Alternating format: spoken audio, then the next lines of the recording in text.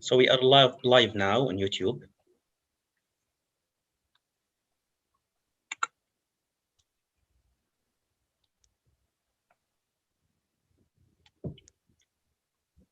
And I think we can start.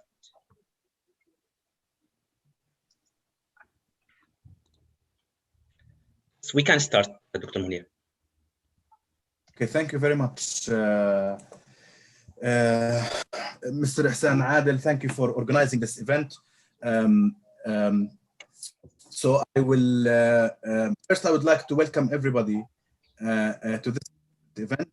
Allow me please to do that first in Arabic, and then I will turn to English, which is the main, the language in which this event will be conducted. أهلا وسهلا بالجميع. بنرحب فيكم باسم مؤسسة ملتقى قانونيين من أجل فلسطين. بنرحب فيكم في هذه الندوة المهمة التي نستضيف فيها الدكتور مايكل لينك.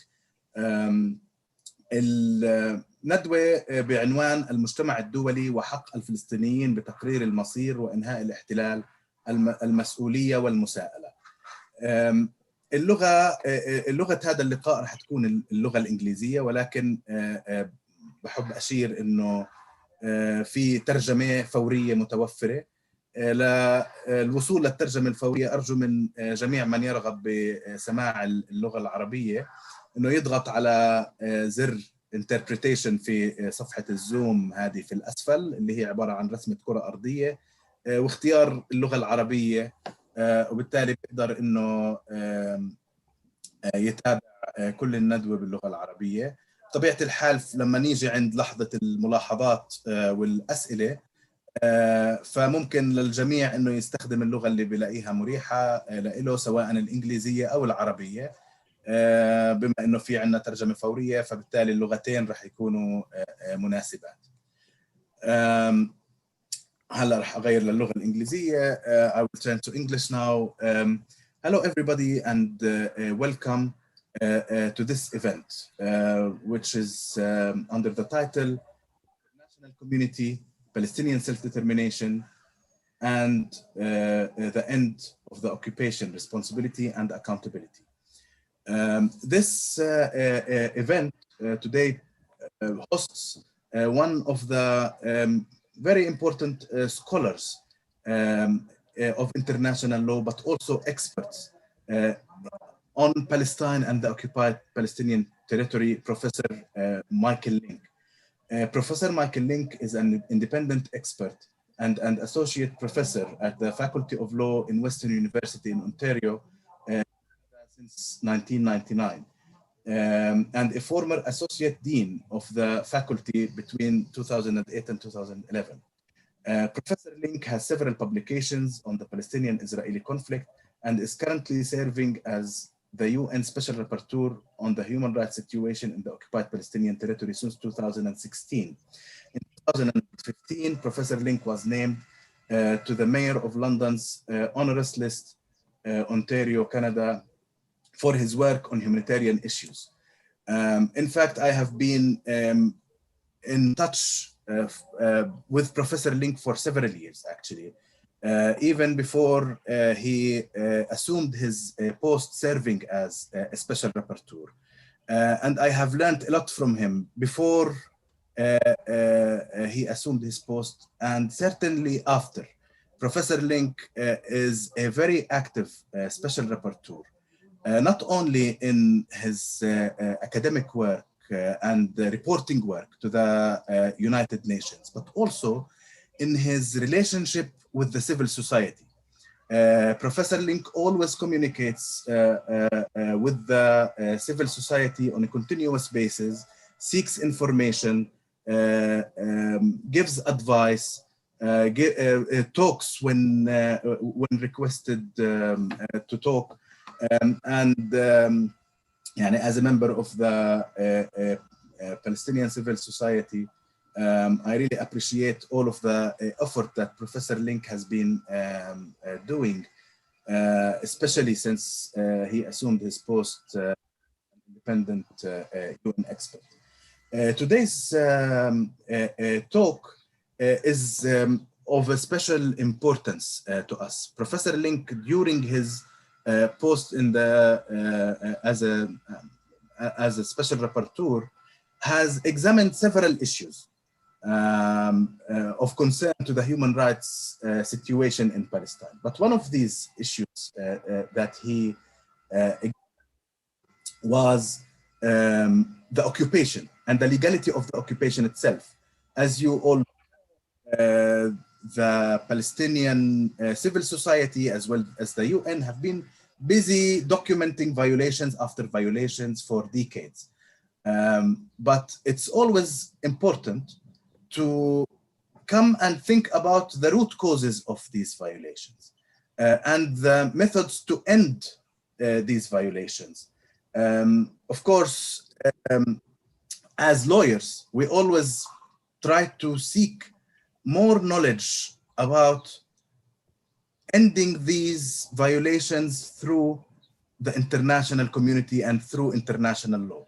However, as I believe, and I know we will hear from Professor Lynk, is that international law has limitations, despite the fact that it is clear in what it provides, but it does not have teeth, and you cannot really apply it very easily.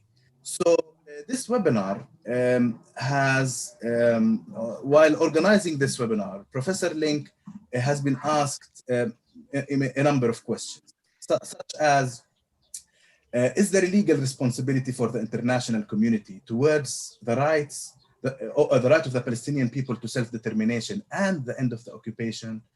If it does exist, what is that responsibility? And what type of mechanisms the international community can use from a legal perspective to push an occupation to come to an end? How can accountability facilitate the international community's efforts to ensure the realization of the Palestinian right to self-determination and to end the occupation? While these are all difficult questions, I understand, Professor Lynk has, even before we started this webinar, in our 15 minutes preparation meeting, indicated that he would also like to hear from the audience and learn from your experiences as well about this question. So without further ado, I would like to ask Professor Lynk to present his thoughts to us, and then we will go on 3 rounds of questions. But I would like, please, everybody to note that there is interpretation. So if now we're speaking in English, but later if anybody asks or comments in Arabic, then there is interpretation from English to Arabic and vice versa. Professor Lynk, the floor is yours. Munir, thank you for that introduction, and thank you even more so for inviting me today. I'm very impressed with the distinguished audience that you've gathered for this. I'm looking forward to an exchange of views. I'm looking forward in particular to learning from all of you who think and practice law in Palestine and how to address what is surely your most important question, is how to live as a free nation. What I've been asked to speak about today has to do with accountability in international law. And to my mind, and what I've been saying in a number of my reports since I was first named a special rapporteur some 5 years ago, we have virtually all the law we need in international law with respect to Palestine. It is crystal clear what international law says on annexation. It is crystal clear what it says on settlements and on the wall and on human rights violations and on the application of the Fourth Geneva Convention. What we need and what we're sorely missing is the issue of accountability. And of course, this is a central problem of international law, that accountability, much more in international law, much more than it would be in domestic law, is as much, if not more, a political issue than it is a legal issue. In any functioning domestic legal system, if you need accountability, if a wrong has been done to you, to your property or to your human rights, you can turn to you should be able to turn to the courts or a tribunal. But in international law, there are precious few places where you can turn to with respect to this. And the primary accountability body is the UN Security Council. Really what we have internationally in terms of judicial forums is either the International Court of Justice or the International Criminal Court, and both have their own limitations. So in the next 20 minutes, I want to take you through a very abbreviated overview of accountability in international law, which I hope will be the spark of a creative exchange during the question and answer period regarding how we can use the tools that are available in order to advance the issue of Palestinian rights and Palestinian self-determination. I'm not going to pretend to have all the answers, but I know I'm speaking to a very wise audience with years and years and years of experience of living this experience, let alone thinking about this experience. So I'm interested in the exchange we'll have afterwards. So I'm going to illustrate my lecture through several slides, which I'm going to put up now, and I hope that winds up appearing. So the first slide, just Munir, if you can just confirm for me, my slide is up and it says accountability. Great, okay. So accountability is the duty to account for the exercise of power. And it's an indispensable cornerstone of the rule of law and a rules-based international order. No legal system, domestic or international, can acquire and sustain popular legitimacy if it cannot oppose effective sanctions and provide restorative remedies when its laws are breached. Without accountability, power trumps law, justice becomes a hollow promise, and those without power are left either to suffer or to pursue irregular and even violent means outside of the legal order in order to achieve their own rough measure of justice. A right without a remedy is ultimately no right at all.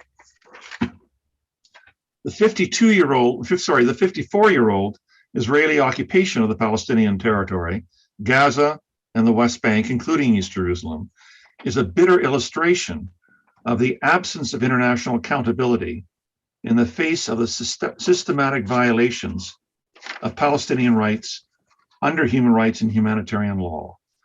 Accountability is the key to opening the titanium cage that is the permanent occupation, and its principal application is the best path to a just and durable solution.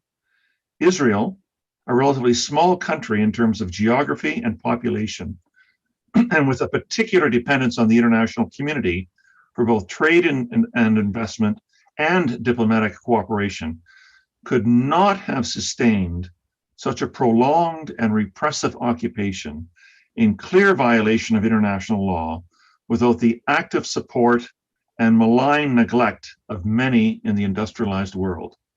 While the international community has issued numerous resolutions and declarations critical of the unending occupation by Israel and its steady designs for annexation, such criticisms have rarely been matched by any meaningful consequences. In a comment that aptly applies to the wider world, the former European Union Special Representative in the Middle East, Miguel Moratinos, said with regard to the Israeli occupation, and here I'm quoting, "We Europeans excel at declarations. It is compensation for our scarcity of action." So what I want to do is lay out for you the three main areas in international law with respect to accountability.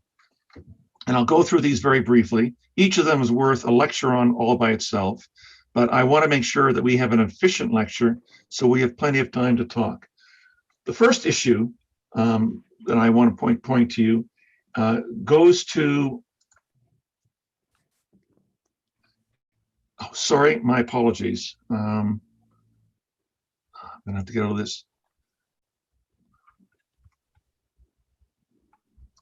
The first one is the Common Article number 1 in the four Geneva Conventions in 1949. And as you can see what it says the high contracting parties undertake to respect, and the most important term is, and to ensure respect for the present convention in all its circumstances. The international community has stated over and over again through the Security Council and through the General Assembly that the Fourth Geneva Convention applies in all of its articles to all of the occupied territory.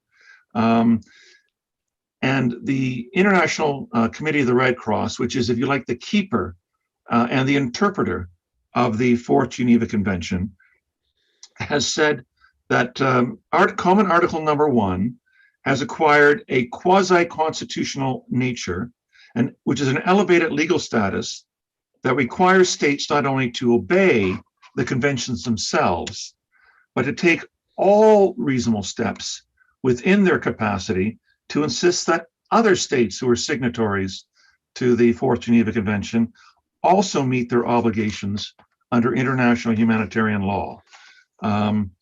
The International Committee of the Red Cross indeed has said that the obligation to ensure respect was not a loose pledge, but a commitment vested with legal force. In interpreting the provision, the International Court of Justice said that the obligation to ensure respect was not merely purposive, but it was meant to accept a solemn obligation. All of this is important in explaining how deep and how high the obligation is on state parties.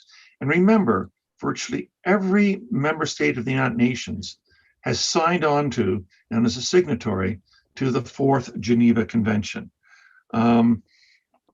While states have an obligation to ensure respect for the conventions, it is abundantly clear that serious violations and grave breaches of the Fourth Geneva Convention trigger a particularly compelling legal onus on all other high contracting parties to use all available means to bring such violations and breaches to an end.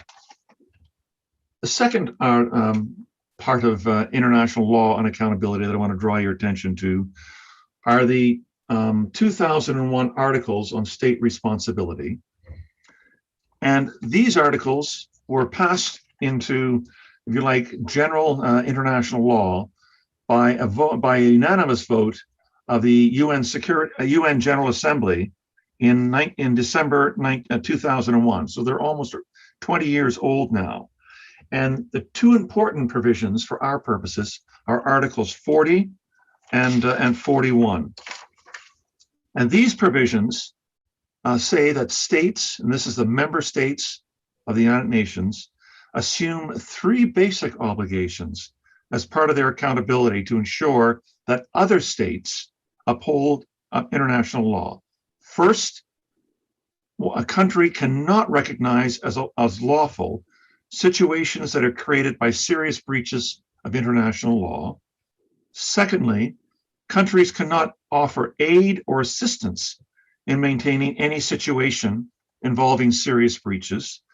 And C, they have a positive duty to cooperate with each other in bringing such serious breaches to an end. And this comes from a very famous Latin principle, which I won't quote to you in Latin, but in English it says that legal rights cannot derive from an unlawful act. And in fact, this is the argument I made earlier on today in my presentation to the UN Human Rights Council in their debate on the motion with respect to what's gone on in occupied Palestine over the last month.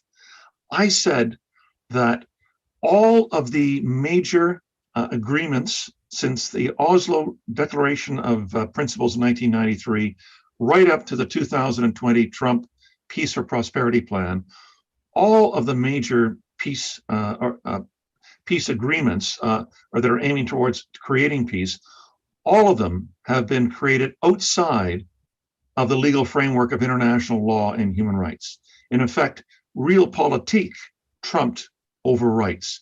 And the reason why is that Israel has insisted that international law not govern all of these various agreements and understandings, and the United States has unfortunately wound up agreeing with them. This means that Israel is allowed to be able to negotiate from the strength of its illegal facts on the ground, its annexation, its declaration that Jerusalem is its capital, its 250 settlements.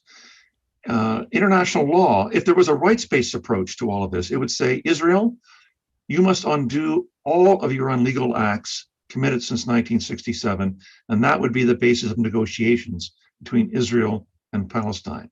But what these treaties and agreements have said is that, no, you're able to negotiate from the premise of realpolitik, and you're able to negotiate on all of these illegal acts, and with the basis of these are all negotiable, which obviously gives it strength in the negotiating chair. And the third and final document, article I want to mention is Article 25 of the Charter of the United Nations, and I'll read it to you. It says, the members of the United Nations agree to accept and to carry out the decisions of the Security Council in accordance with the Charter. And the prevailing view is that the scope of Article 25 is that resolutions adopted by the Security Council in which something is, I'll use the term decided, rather than simply recommended, are binding decisions on all members of the United Nations and must be obeyed by all of them and must be implemented by all of them. And what the International Court of Justice said in the very famous decision in Namibia almost 50 years ago, which was decided in June 1971, the International Court of Justice said that when it comes to adopting a decision under Article 25 of the Charter, it is legally binding, according to the court, on all member states. It said that such a situation, whether the court has decided on the illegality of a situation and a member has refused to obey that particular provision, then they said such a situation could not remain without consequences, and that the members of the United Nations have an obligation to bring that situation to an end. So that includes the 5 resolutions by the Security Council, which have said that these settlements are illegal and a grave breach under international law. It goes to the 22 resolutions of the Security Council, which says that the 4th Geneva Convention applies in full to the occupied territories. It also goes to the 11 resolutions passed by the Security Council, which says that annexation is a profound illegality under international law. Germany, interestingly enough, and I'll cite this as one example, it said in 2019 at the Security Council, over a debate on Resolution 2334, they said, we believe in the United Nations and Security Council resolutions. For us, they are binding law.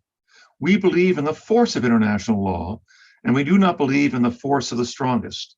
For us, Resolution 2334, just to name the most recent Security Council resolution, is binding law and that of the international consensus. And yet we have this body of laws. I count them as being over 30 resolutions passed by the Security Council since 1973, have never been implemented by Israel. Israel, in fact, is quite open in saying that these resolutions are not binding on it, and yet it can continue with all of its rights and privileges as a member of the United Nations. Now, let me just turn briefly to the issue of lack of accountability. Israel, as we know, has occupied the Palestinian territory for almost 54 years, the longest belligerent occupation in the modern world. In particular, the occupation has been characterized by 2 defining features. First, the conduct of the Israeli occupation has been marked by numerous intentional and serious violations of international law, including international humanitarian and human rights law. Obviously, the annexations, the settlements, the separation wall, the war crimes that have been attached to Israel, the multiple and systematic human rights violations, and my own argument that the occupation itself has become illegal. The second important point is that the international community has demonstrated great unwillingness to impose any meaningful accountability on Israel for its permanent occupation and serious violations of international law. Israel has remained profoundly resistant to international direction. And as the Israeli journalist Gideon Levy has written, and I'm quoting, "No country is as dependent on the support of the international community as Israel. Yet Israel allows itself to defy the world as few dare." And here are some quotes recently by several authorities. First of all is the UN Secretary General Ban Ki-moon in his closing remarks in his last year in 2016. And I'll just read what he says. The lack of any significant movement towards a political resolution and the ongoing violations of international human rights and humanitarian law by Israel were exacerbated by the lack of accountability for previous violations, and that tackling impunity must become our highest priority. The German ambassador, in the same speech that he gave that I quoted to you a few minutes ago, said, "International law is not an a la carte menu." In other words, you can't pick and choose which parts of international law that you decide to obey and you decide to ignore. And this guy, the special rapporteur, who I'll leave nameless, he has said, the international supervision of the 53-year-old Israeli occupation of Palestine illustrates that between international law and accountability, there is an enormous gap between promise and performance. International law should not be an umbrella that folds up when it rains. So in my 2019 October report, which I'm happy to send to Munir to distribute on anybody who may want to see it, I focus on the issue of accountability or the lack of it. Now, let me turn, I think in many ways what I've told you comes as no surprise to this audience. You all lived the experience. Let me spend my last few minutes before I turn the over to the audience is what issues can be done in order to be able to advance the issue of accountability. And here we're looking at, we can use different terms for it: countermeasures, accountability measures, sanctions. Countermeasures, sanctions, are a legitimate, effective, and commonly used tool of international politics and diplomacy to compel recalcitrant states and organizations to comply with international law and to cease the significant harm that they are inflicting upon others. The use of countermeasures is intended as a response to a prior internationally wrongful act and not as a form of punishment or reprisal for wrongful conduct. Countermeasures that are commonly employed in the modern world would include diplomatic public statements, diplomatic sanctions, trade sanctions, the reduction or suspension of cooperation and aid, financial and economic sanctions, flight bans, arms embargoes, and travel restrictions. Indeed, when I wrote my 2019 report, one of the areas I turned to, and this was I must say at the time new to me, I turned to the International Committee of the Red Cross, which, as you know, is a neutral body that oversees and pushes states to comply with international humanitarian law in all of its features. And the International Committee of the Red Cross, as neutral as it is, has actually come up with a non-exhaustive list of measures that high contracting parties can use as sanctions or countermeasures or accountability measures when a state has breached Common Article Number 1 or other parts of the Fourth Geneva Convention, and the other states have to ensure respect by imposing measures on that. And here are some of the issues, some of the means by which can be imposed upon other states. The International Committee of the Red Cross says you can use matters which in English we call retorsion. such as the halting of ongoing negotiations or refusal to ratify agreements already signed. You can adopt legal, lawful countermeasures, such as arms embargoes, trade and financial restrictions, flight bans. You can condition or limit or refuse arms transfers. You can refer the matter to a competent international body, such as the General Assembly or the Security Council. You can refer, where possible, a specific dispute to the International Court of Justice. You can seek international and national efforts to bring suspected perpetrators of serious violations of international humanitarian law to justice. And what I don't mention, obviously, is the International Court as well. So two last things I'll say before I stop and then turn over to the audience. At the conclusion of my 2019 report, I said, no occupation in the modern world has been conducted with the international community so alert to its many grave breaches of international law, so knowledgeable about the occupier's obvious and well-signaled intent to annex and establish permanent sovereignty, so well informed about the scale of suffering and dispossession endured by the protected population under occupation, and yet so unwilling to act upon the overwhelming evidence before it to use the tangible and plentiful legal and political tools at its disposal to end its injustice. And let me just point to this. This is something that was a resolution I didn't really know before I became the special rapporteur. But in 1980, almost 41 years ago, the UN Security Council passed Resolution 476, a very important cornerstone of modern international law as it applies to the endless occupation. And at that time, remember, the occupation was only 13 years old. And the Security Council said two important things. It said, it reaffirmed the overwhelming necessity for ending the prolonged occupation of Arab territories occupied by Israel since 1967, including Jerusalem. So already by 1980, the international community was saying that the occupation was prolonged.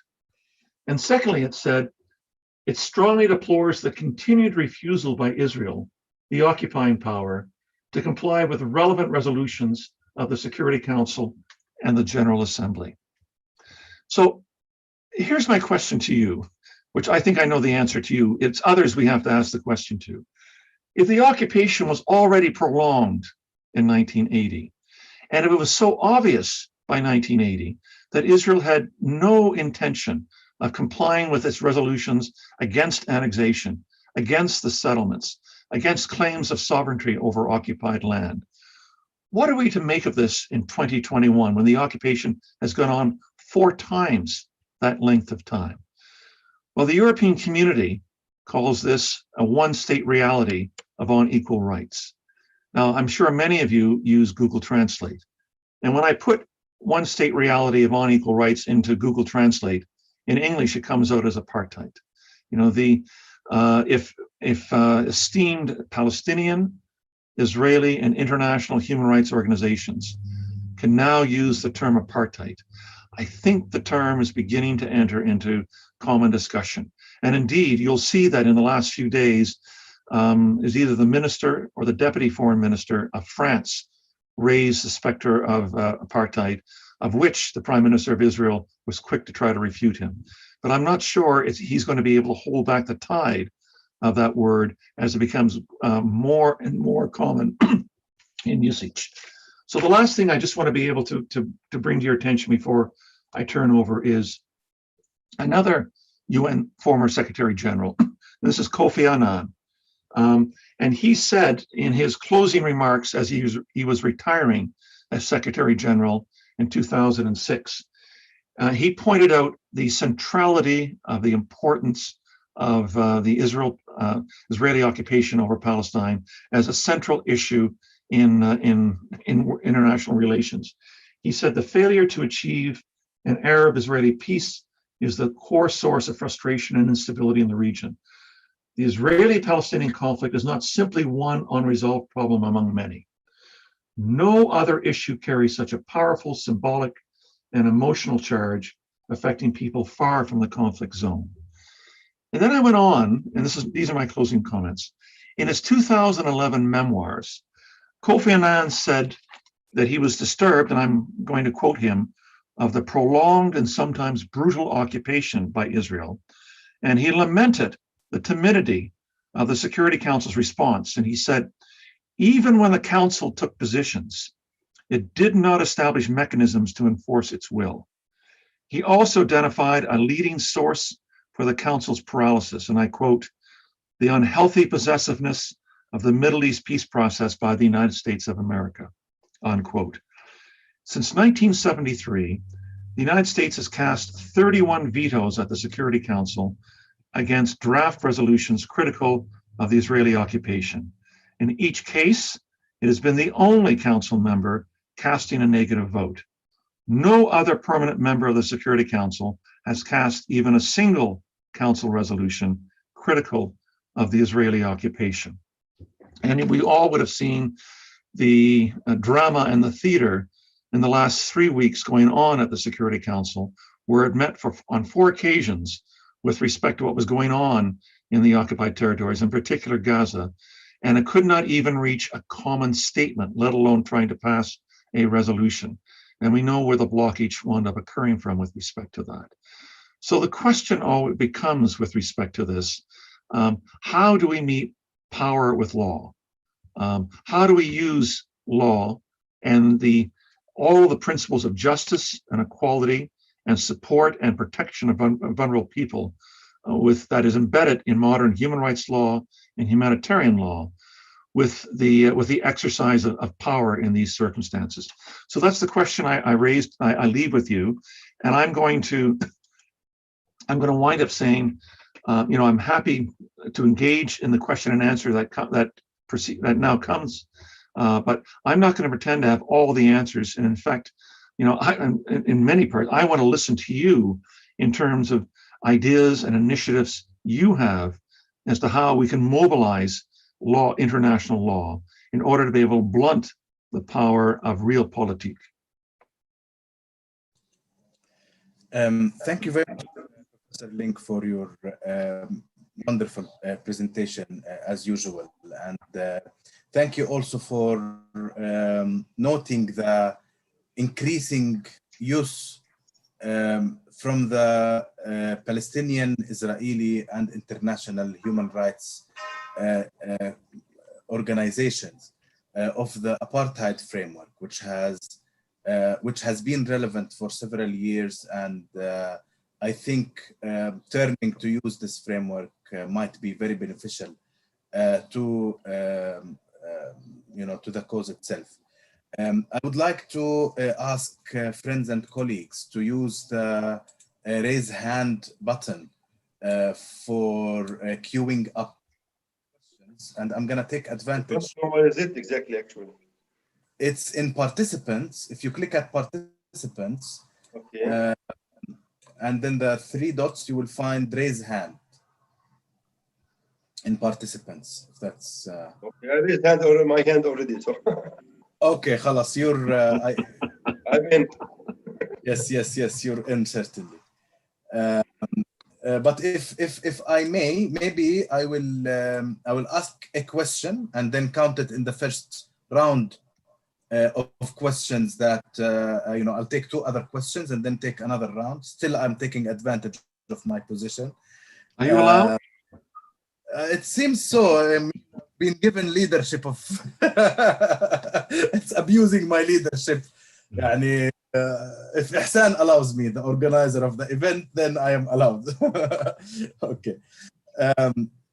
So my question is, as you know, the Palestinian human rights advocacy organizations, but also others, have turned over the past years to focusing on third-party accountability. A good example of this that you are very much aware of, because you've been dealing with this issue since you assumed your position, has been companies that invest in settlements. Now my question is, according to your experience, do you believe that there are also venues to hold states accountable for not taking their responsibility towards Israel seriously? I know, for example, a case in the International Court of Justice currently between Palestine and the United States concerning the US move of its embassy to Jerusalem. Here is one example. Do you think we have more venues to use in that, in order to maybe try to get states to take their responsibility, their legal responsibility, more seriously? So that's my question. I know that I have Dr. Mu'taz Qafisha, تفضل. Okay, thank you, Munir. Thank you, Michael. I think we are lucky to have a special rapporteur such as you, with your experience both at the activist and academic level. I have a comment, then a question. As you know, I'm teaching international law, and actually today I had a lecture to my students, and we were talking about, it was the beginning of the summer course, and we were talking about the ineffectivity of international law, or the lack of accountability of international law, the very subject of this session. And I was telling them that, you know, at the international level we have anarchy, we don't have a government that can enforce international law. Of course, many of my students who are watching us now were not very convinced. Of course, as an international lawyer, I am convinced of international law. I worked with the United Nations for over 10 years, and I dealt with a variety of issues, including working with some special rapporteurs. I pleaded before, on behalf of the Bar Association, for the International Court of Justice. But, you know, and let me be a little bit innovative here. As I could see from my work in international law over the past 2 decades, I could sense that there is an unwritten law among various actors within the international community regarding a special law pertaining to the issue of Palestine. I could see like something that I can call a law of exceptionalism, which relate to the Israeli-Palestinian question. It's unwritten law, but everybody knows that it is there. Everybody knows that Israel will not comply with international law. Israel will never accept a return of Palestinian refugees. Israel will never erase its settlements in the occupied Palestinian territories. I live in an area now overlooking a new road that Israel is constructing from Jerusalem until Beersheba or Beersheba. So Israel is continuing with its policies, which is based, as we all know, historically, on the Zionist agenda, which would turn Palestine, is planning to turn Palestine into a Jewish national home or a Jewish state. And the international community is accepting that. Of course, they pretend otherwise. You know, if we are listening now today to the statements by various ambassadors and ministers at the Human Rights Council, we could say that they were against human rights violations, against occupation, against settlements. But in reality, they are doing little to nothing to confront Israeli policies. And that, in effect, means that the international community is in agreement, because they know and they can, if they want to do something, at least some sort of sanctions, as the case of South Africa and other places of the world.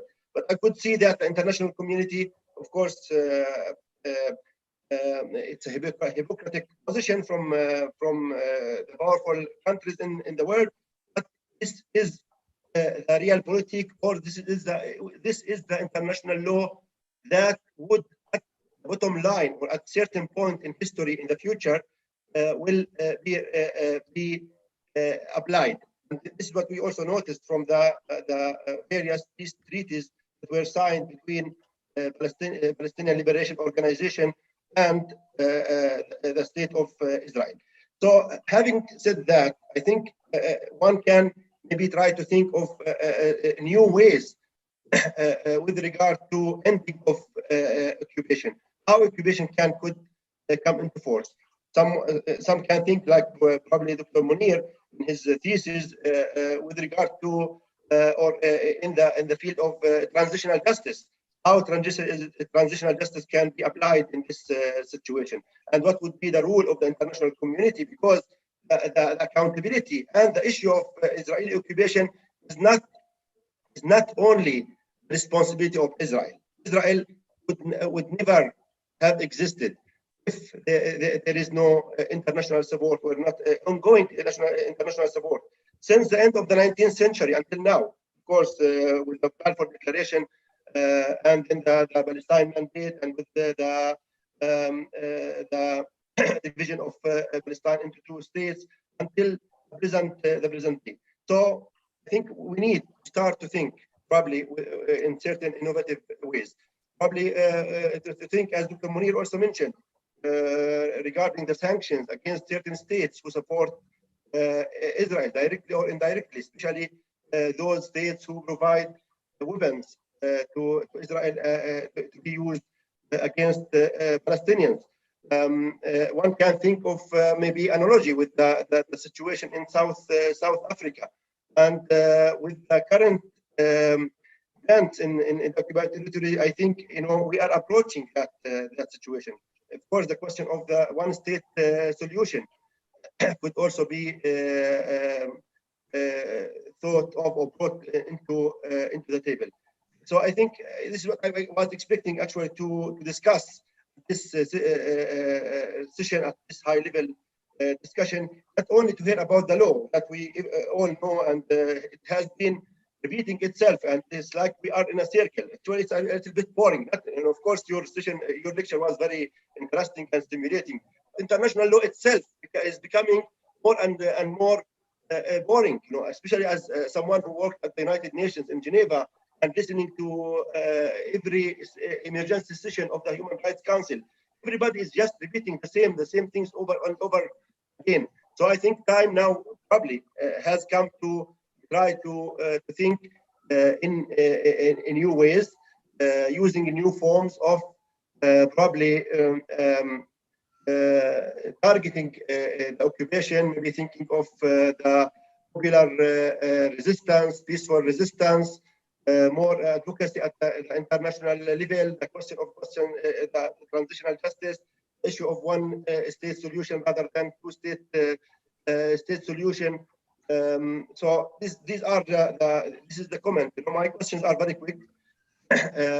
Just a recent question regarding the decision of the Human Rights Council today.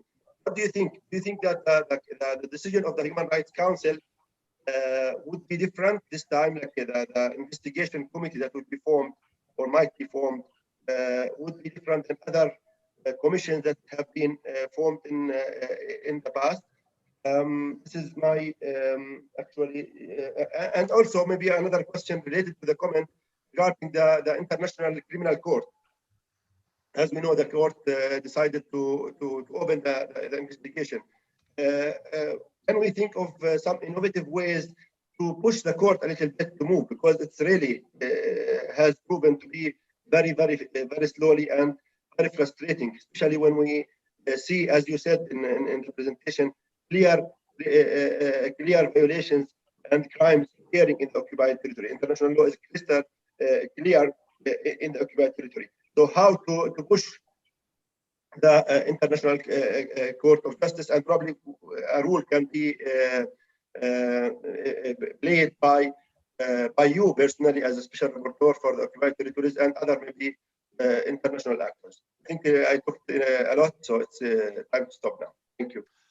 Munir, would it be possible, because there's a lot actually in both your question and Mumtaz's question, let me answer those, and I'll try to do it very efficiently, and then we'll go on to the next round. Sure, please. Okay? Yes, thank you. So you raised the issue with respect to accountability and holding states accountable. And you're basically, one of your questions, I think the core of your question is, what are the forums where this can be done, either politically or judicially? And number one, I would point out, is domestic law. Most countries, most Western countries in Europe and North America have incorporated into their domestic law both the Geneva Conventions and the Rome Statute.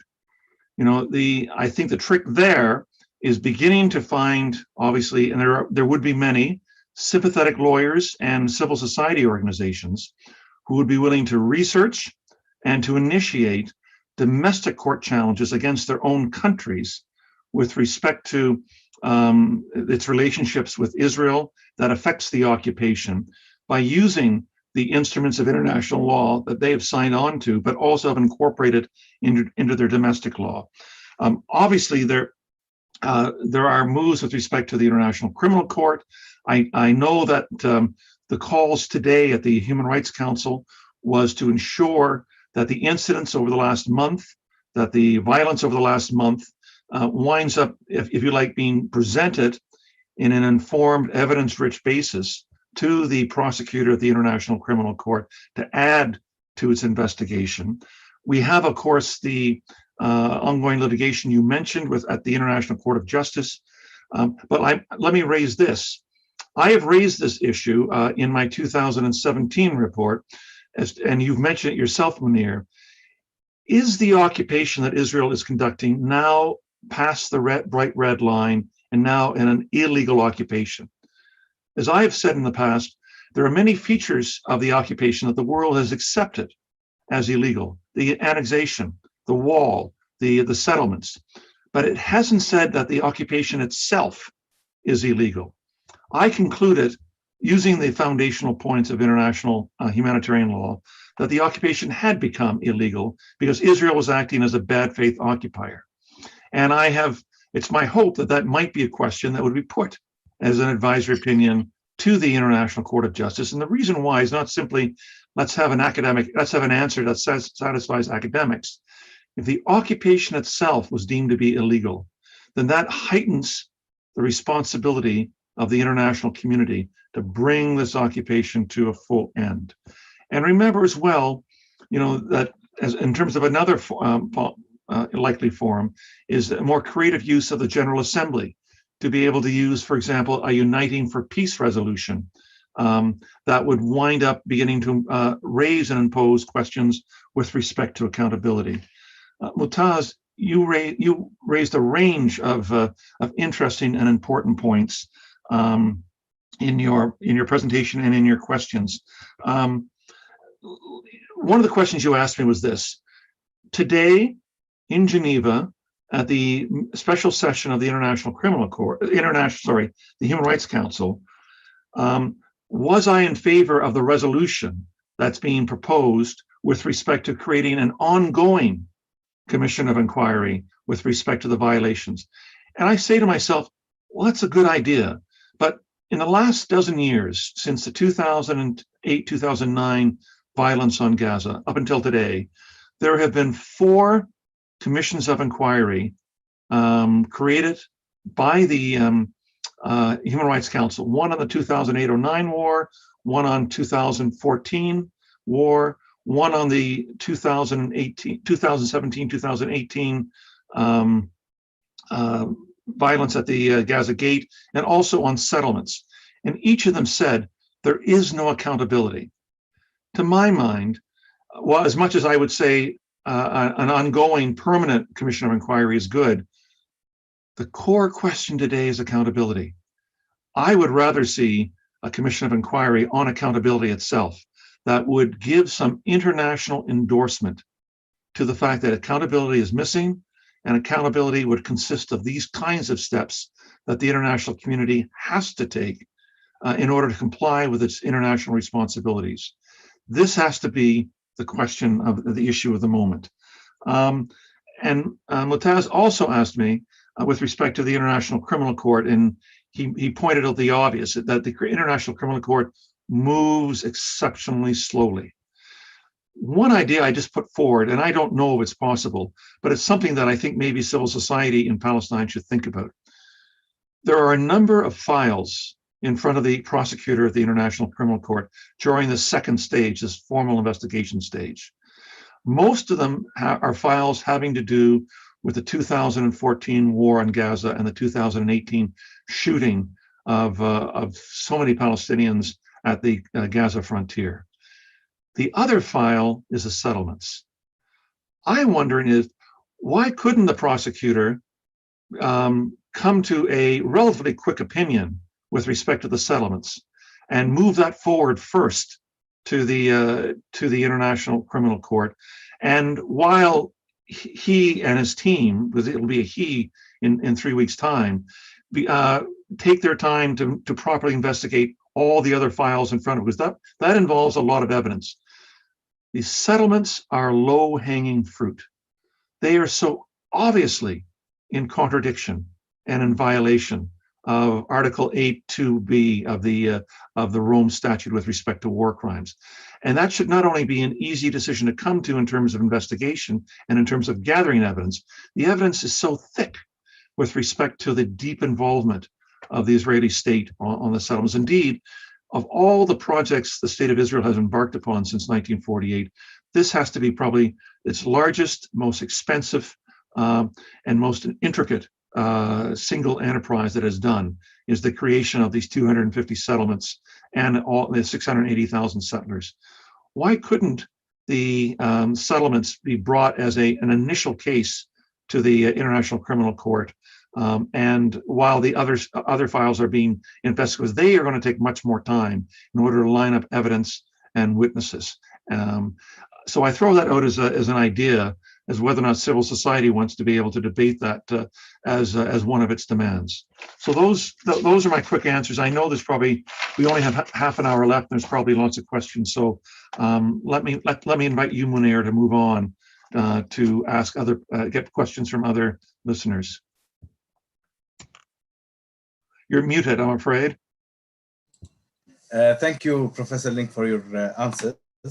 I have 2 questions. There is Iman, if you'd like, please, to ask your question. And then there's one written in Arabic that I need to double check with the person who wrote it. And there are 2 persons raised their hand as well, Muna and Ahmed. Thank you. That's wonderful. Okay. So we'll start with Iman, who sent a message earlier. Please, تفضلي. Hello. Hello, everyone. Thank you so much for this very rich intervention, and I am very delighted to be in this high-profile meeting with Dr. Lynk.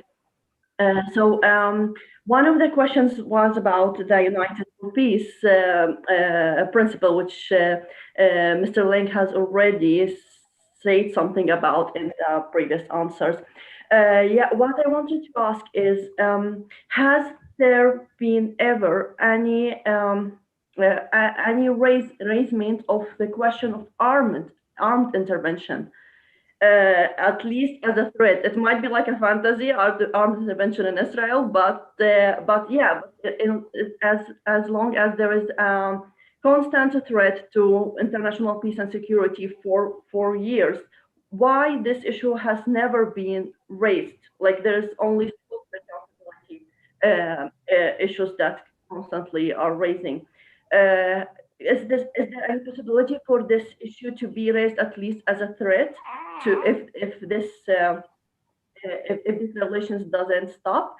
And the other thing about United for Peace issue is is there any possibility also to move through it? Because I believe the Security Council will never allow such things to happen. So is there any possibility to move in this step through the United for Peace principle? Thank you very much. Thank you very much. I will read the question in Arabic and maybe ask Ruba something about it to double check if I understood it right. So Professor Lynk, if you listen to the translation to English right now. أستاذ ربا، سألتي كيف يمكن للمقرر الخاص أن يساعد ضحايا الانتهاكات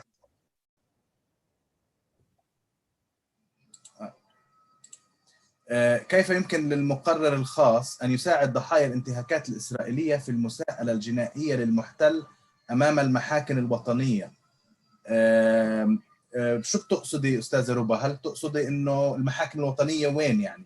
قصدك في دول مختلفة يعني ولا يعني؟ فإذا ممكن توضحي بس سؤالك عشان نتأكد إنه بروفيسور لينك يكون واصل السؤال واضح.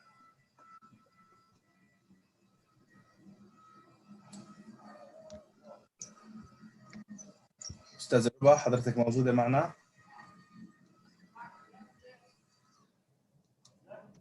طيب راح أنتقل إلى كمان سؤال وبنرجع نتأكد يعني نسأل بروفيسور لينك هذا السؤال زي ما هو إذا الأستاذة ربا كانت مش معنا في الوقت الحالي. الأستاذة منى تفضلي. شكرا. Your Excellency, thank you so much for all the info you provided. It touches on a very important issue for me.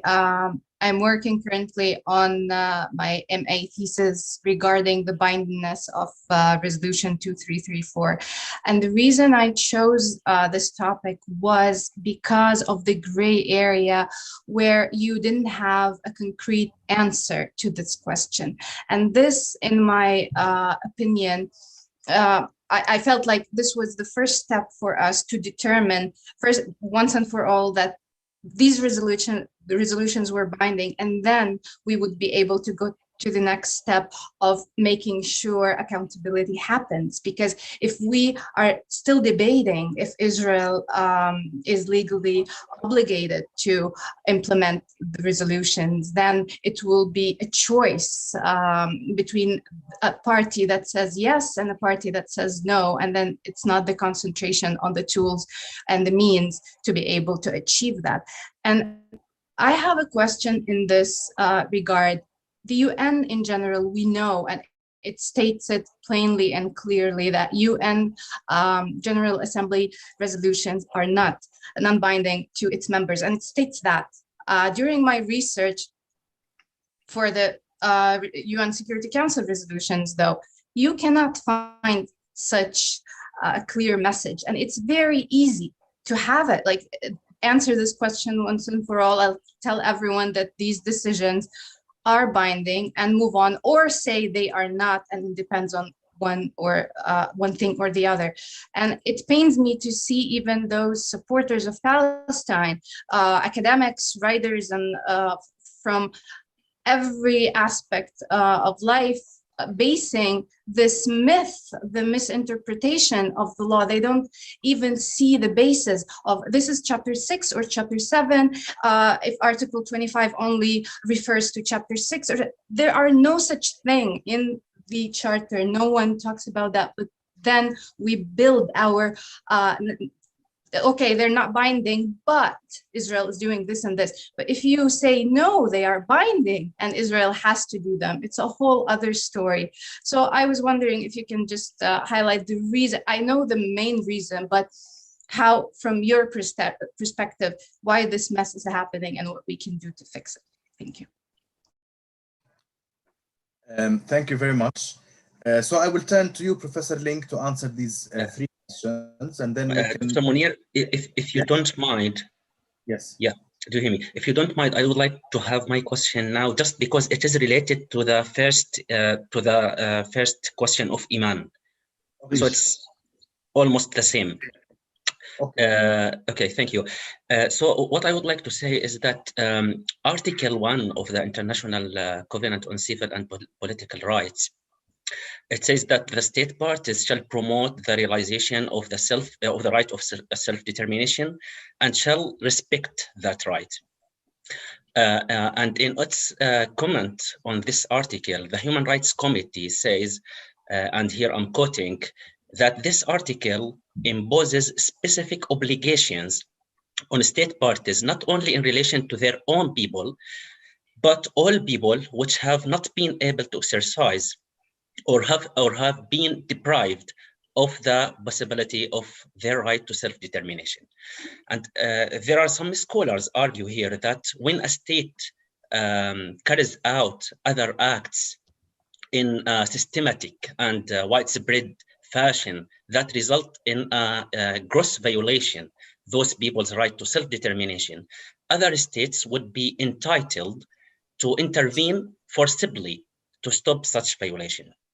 So my question is, in such sort of circumstances that we have in Palestine, do you think that Palestine has the right, or let's say entitled, to seek support from individual states or from the international community as a whole, so the occupation is ended even by force? Yeah, thank you. Okay, very rich questions, all of you, but I was expecting nothing less from this audience. Let me try to tackle the first question and the fourth question together from Aman and Issam, because the questions wind up overlapping. The question basically is, could there be a uniting for peace resolution coming from the UN General Assembly that would authorize armed intervention in Israel? And actually, I'll treat Hassan's question just separate from that.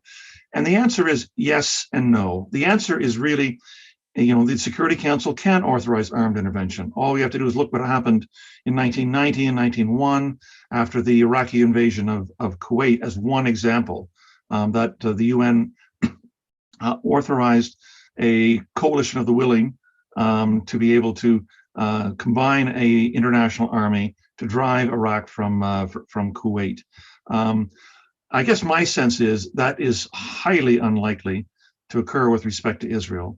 And it is also, there are so many steps in between that the international community has not taken in terms of using peaceful but effective methods that would curb arms sales, that would impose economic sanctions. Keep in mind something that I said during my main presentation. Israel is a relatively small country, 9 million plus citizens. It is heavily dependent on the world economically. It is heavily dependent on the United States militarily. It is dependent upon the West diplomatically for its protection. I've seen articles in recent days saying, though, maybe Israel doesn't need the United States anymore because it has its own enormous weapons industry and military armaments, that it could defy the United States if it wanted. It could defy the United States, in my view, for about 3 minutes. And then it would begin to see if there was united opposition to Israel maintaining its occupation and its defiance of international law. If the international community was truly interested in bringing it to an end, it could happen the day after tomorrow, speaking figuratively with respect to this. Israel is so dependent upon its relationships with Europe and North America that is where, ultimately the key intervention will wind up happening. With respect to Issam and your mention of the common Article 1 in the two 1966 International Covenants on Human Rights, both put self-determination first. And it is there, as you well know, for an important and essential reason. None of the other rights that are listed in the two international covenants would be possible without a country having the ability to create the state institutions to be able to form and guarantee and promote those rights within a specific territorial unit. So there are specific obligations. You're absolutely right with respect to uniting, with respect to gross violations. The problem, as you know, is that Europe and North America in particular are more than willing to close their eyes to all of the probative evidence that is going on the ground with respect to annexation and the expansion of settlements, and accept the political fiction that Israel is ready at any moment to want to sit down and negotiate for a future. Israel doesn't even use the term two states anymore. Show me the last time that a leading Israeli political figure in the center or the right used the term, we want a two-state solution, meaning that the 1967 boundaries. No Israeli leader winds up doing that. The only, Israeli predominantly Jewish party that used that, was willing to negotiate on some form of two-state solution was the very tiny Maratz party in the election cell several months ago.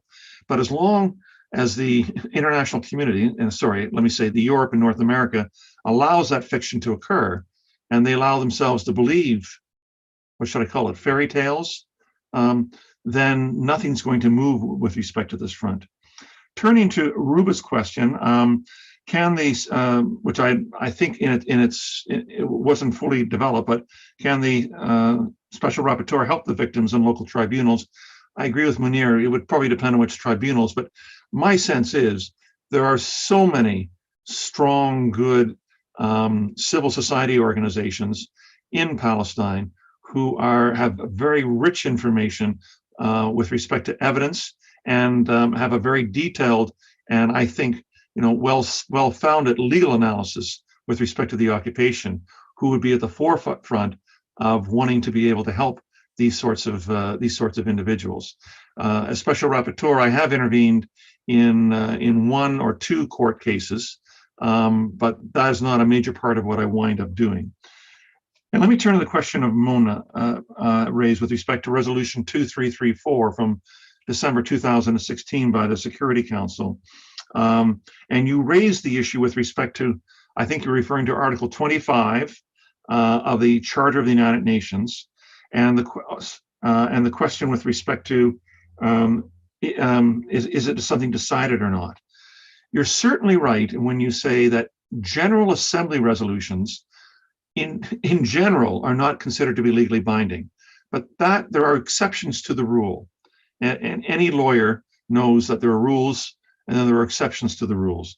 So if a General Assembly resolution is repeatedly passed by the General Assembly by consistent and overwhelming majorities, international lawyers say that that constant repetition of a UN resolution passing, i.e.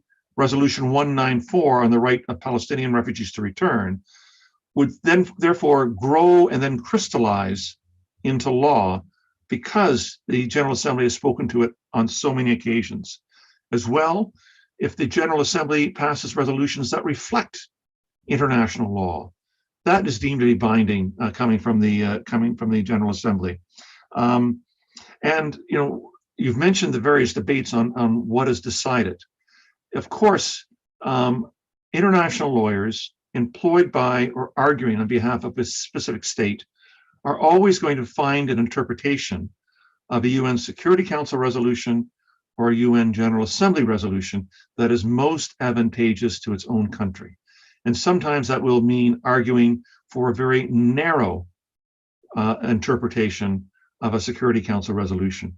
But I think it is well established now, and it has been for 50 years since the International Court of Justice decisions in the Namibia ruling back in June of 1971, that when the Security Council is deciding on a matter which is actually proclaiming or re-endorsing international law, that is a decision.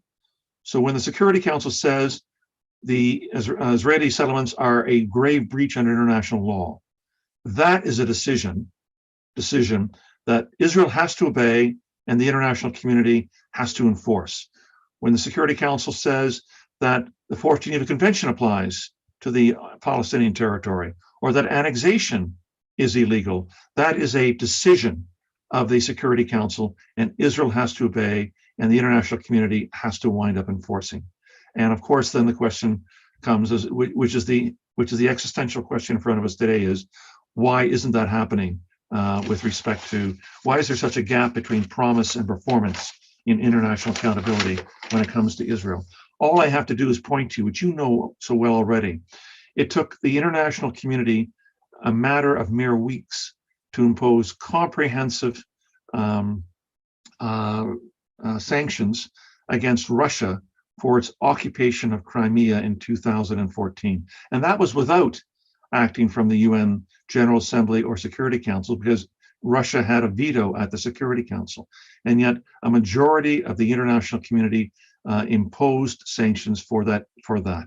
If that could happen within mere weeks against a permanent member of the Security Council that has an enormous economy and population, what is stopping the international community from acting with respect to a small country of 9 million that has a large economy for itself, but a very small percentage of the international economy?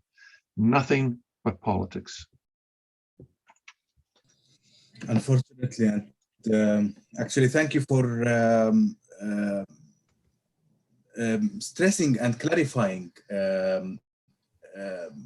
the binding nature of resolutions that come out of also the General Assembly. I think that's an important point for all of us to always remember. I think that was an important point. Thank you. I have two questions, two hands raised, three actually now, for the last round. So let's do that. We have 12 minutes, so I'll ask people to, as much as possible, be brief. Dr. Ahmed Shtawi. Thank you, Munir. Actually, I don't have a question. I have a comment regarding the question that Mr. Michael posed at the very beginning, at the end of his presentation, regarding the implementation or the accountability international, what we can do. I believe the answer lies in the correct diagnosis of the problem, which is start with the international regime itself or international law itself. We all know, I think we all agree that international law as a regime is a hegemonic, and it's controlled by several countries, mainly or namely the 5 countries who has the right of veto, and above all, the US empire. You know, now we have US empire that acts and protects Israel. So I think the problem with international law lies here. International law does not have teeth on this side because US is always protecting Israel. So what we can do to bypass that? I believe there is, to that end, personally, I don't believe in international institution. I don't think they can give an answer for the Palestinian question. Despite that, I believe all this international institution have a lot of very good with very good people like Mr. Michael and others. But the question, again, the issue is with implementation of all this resolution. We see countless number of resolutions supporting Palestinian rights, but no implementation. So the problem lies with the regime itself. It's hegemonic. What we can do, I think there is a very good example.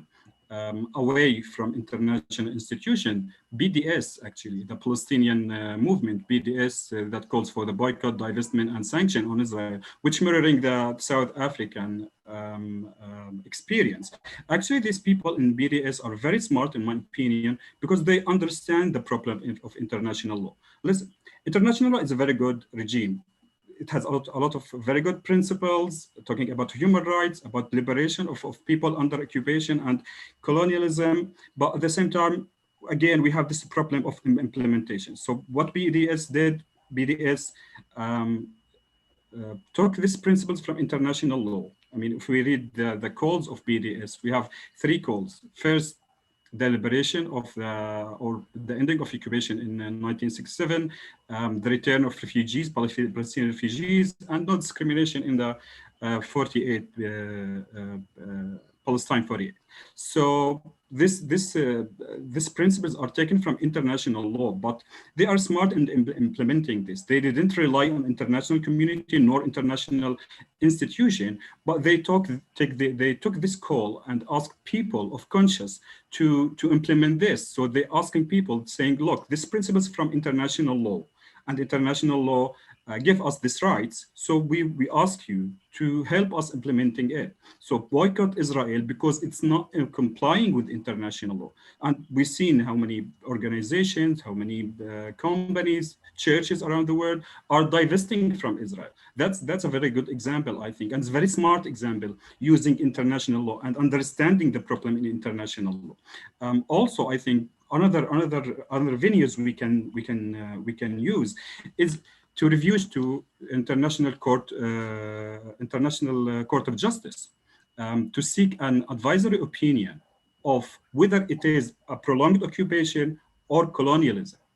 Actually, I think if we did this, if Palestine as a state or another states ask for such an advisory opinion from the International Court of Justice, just an advisory opinion, talking about or explaining telling the court, or the court giving its opinion about what's happening here. Is it a prolonged occupation? I think it's not a prolonged occupation. We all believe it's not a prolonged occupation or a normal occupation.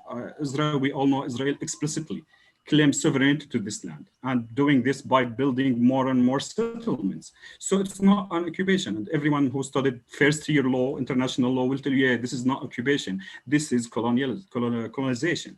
So I think an international institution like the International Court of Justice, saying that, coming from such an institution, saying this is colonialism, it's not occupation, that will benefit the Palestinian cause very much. We can build on this as an activist and as an academic.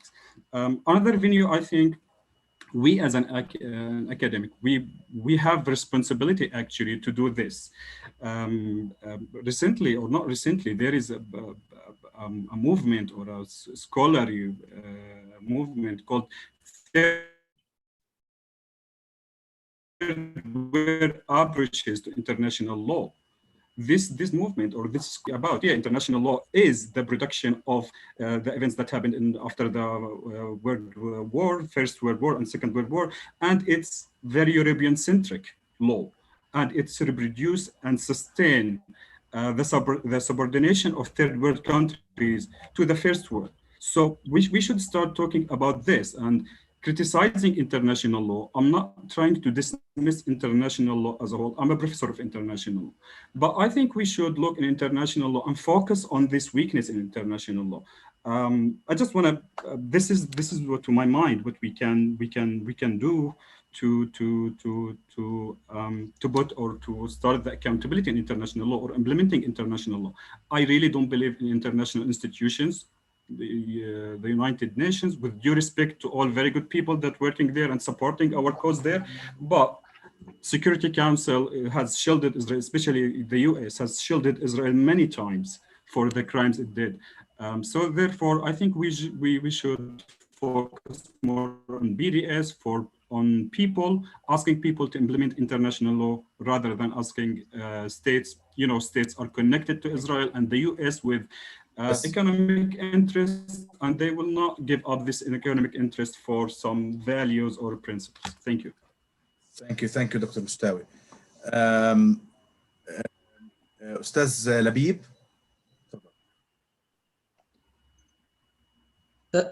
Thank you, Law for Palestine, for having me, and thank you, Sir Michael Lynk, for this explanation. My question is, are the international institutions and international law have the ability to accountable and punish Israel's leaders? And in other hand, what's your view about the new ICC's prosecutor, Mr. Karim Khan, especially their legal and career and personality background? And thank you. Thank you. Munir, I'm afraid I've got an interview in 4 minutes, so I'm going to have to leave at the bottom of the hour. May I take on these two questions? Please, yes. Please. Okay, so both good questions. Ahmed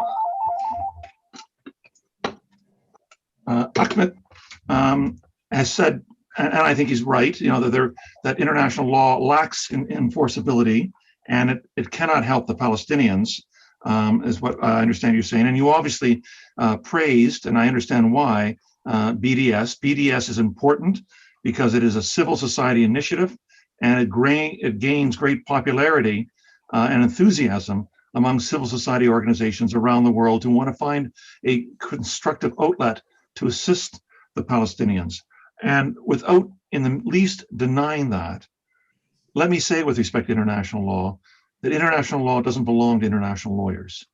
It's not a matter for us to want to be able to spend endless hours debating finer points of what the law says.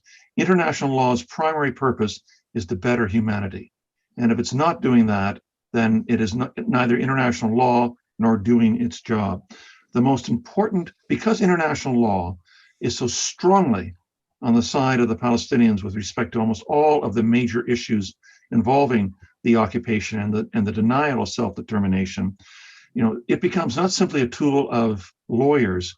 It becomes a tool of civil society to be able to use. Because every time in the last 3 or 4 weeks, I see a reference in the media that this violates international law. This is a prospective war crime. This is a violation of UN resolutions. Every time I see that, it adds one more brick to the delegitimization of the occupation. So there are many creative ways to be able to support the drive, the push for Palestinian self-determination, but international law is one of them, and it should be used not only by lawyers but by civil society as well, because it has such legitimacy among the international community. And I think, in the end of the day, there are 2 things that are going to be imperative to end the occupation. One is the mobilization and the ingenuity of the Palestinian people themselves. It's your ability to begin to launch and to push international campaigns to on the basis of justice and equality, which you already are doing.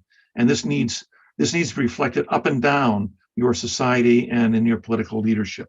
And secondly, this occupation won't end unless also the international community is mobilized to begin to impose meaningful steps on Israel with respect to continuing its occupation. This occupation won't die of old age. It has the ability to be endlessly sustainable, absent, more mobilization by the Palestinians and a greater intervention by the international community. And with respect to the second question on the new prosecutor, I only know of him by reputation. People who I talked to who've dealt with him as an expert in international criminal law speak very highly of his talents, of his experience, and of his insight. What his view is of Palestine and the files that are in front of him, I don't know, and I suspect very few people wind up knowing. We will only know this through the practice of what happens in the months to come regarding this. So I'm afraid is probably the best answer I can give at this moment. A man of deep experience and great legal talents, but that in itself is not always necessary, not enough to guarantee the kind of results you want. It also means a commitment to justice. And if he understands where justice lies with respect to the files in front of him on the Israeli occupation of Palestine, then one can hope that this will lead to good results. With that, Munir, I'm afraid I'm going to have to go, but I want to thank you so much for having me here. This was a great and rich exchange. Here is Palestinian society being mobilized, and I have, the longer I'm special rapporteur, the greater my admiration is for the hundreds and thousands of people like yourselves who think deeply of these questions, because obviously it affects everything you do in your life. And I'm so proud that I can play even a tiny part with respect to furthering the issues of law and justice and equality. Thank you very much, Professor Lynk. Just allow me on behalf of Law for Palestine to thank you very much for giving us your time and sharing your experience with us today. This was really an amazing webinar today that we learned a lot from, as always.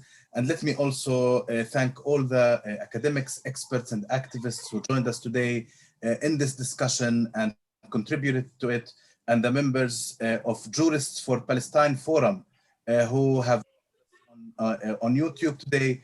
And I will thank the translators, Noor Haqqi and Malik Diraniya, for their effort. And last but not least, let me allow me to thank Mr. Ihsan Adel, the head of Law for Palestine, for organizing this great event. Thank you very much, and I will not delay you anymore, Professor Lynk. Shukran jazilan. Thank you.